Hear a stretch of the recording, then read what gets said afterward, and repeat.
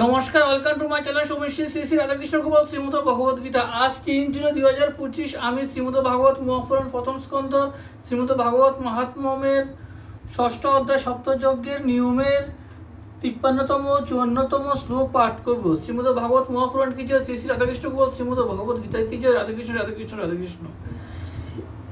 এরা সকলে যদি বিধিমতো কথা পাঠ শ্রবণ করে তবে অক্ষয় ফল লাভ করবে।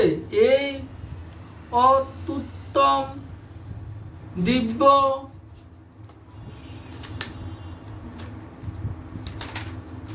কথা কোটি যজ্ঞের ফল দান করে। এইভাবে এই ব্রত পালন করে ব্রত উদযাপন করবে। যার এর থেকে বিশেষ ফল লাভের বাসনা থাকে সে জন্মাষ্টমী ব্রতেরই মতো এই কথাব্রত উদযাপন করবে।